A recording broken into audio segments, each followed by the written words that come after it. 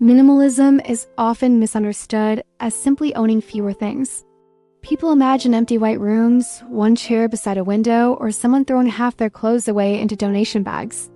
But the real power of minimalism is not in the objects removed from your house.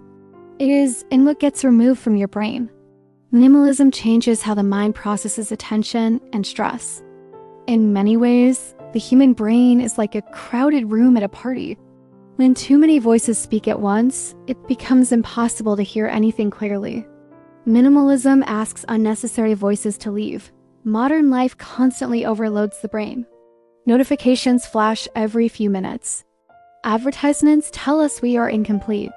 Social media feeds expose us to thousands of lives every day, making comparison almost automatic.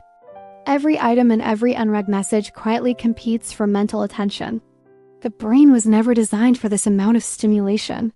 Human beings evolved in environments where survival depended on noticing danger. One important reason minimalism changes the brain is dopamine. Scientists understand that dopamine is less about happiness and more about anticipation. It is the excitement before getting something new. But once the item becomes normal, the excitement fades quickly. The mind then searches for the next thing to stimulate it. It becomes like drinking salt water when thirsty. Minimalism interrupts the cycle.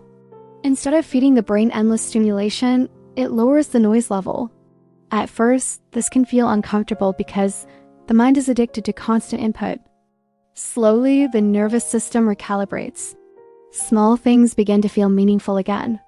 A quiet morning coffee becomes enjoyable. A walk without music feels peaceful instead of boring.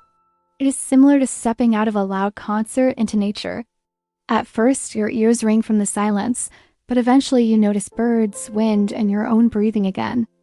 Research from Princeton University found that physical clutter competes for attention in the brain, making it harder to focus. Clutter acts like dozens of browser tabs left open in the mind. Minimalism helps because it reduces cognitive load. The brain has limited energy for making decisions. Every object carries tiny psychological weight, asking us what we should do with it. This is why some highly successful people simplify their routines. They're protecting their attention. Attention is one of the brain's most valuable resources because where attention goes, life follows. Studies show that cluttered homes are associated with higher cortisol levels. Cortisol is the body's primary stress hormone. Imagine the nervous system as a smoke detector that is permanently sensitive. Minimalism acts like opening windows in a stuffy room. The nervous system finally gets signals of safety and space.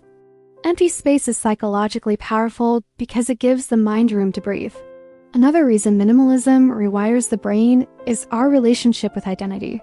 We don't just buy objects for practical reasons. We buy emotional stories and fantasies of who we want to be. Throwing away old items can feel emotional because they represent versions of ourselves. Minimalism challenges this, asking, if you remove the objects, who are you underneath them? Never before in history have humans faced this level of constant stimulation. Smartphones expose us to more information in a day than previous generations did in weeks. Minimalism is psychological self-defense. By reducing unnecessary input, the brain regains sensitivity. Quiet moments become rewarding again. Conversations become deeper. It is like allowing muddy water to settle until clarity returns. Simpler living often slows the feeling of time. Experiences tend to create more lasting happiness than possessions because they strengthen relationships, identity, and memory. The human mind needs space for imagination to grow. Creativity often emerges during silence, boredom, or solitude. Minimalism allows the snow in your mental snow globe to finally settle. Healthy minimalism is flexible. It is about removing what distracts from what matters. The goal is not emptiness itself, but intentionality in how we live our lives. Happiness is not always found through accumulation. Sometimes the mind works best when it is free. Instead of constantly scanning for more, the mind learns to appreciate enough. Learning the feeling of enough may quietly become one of the most powerful psychological skills a person can have.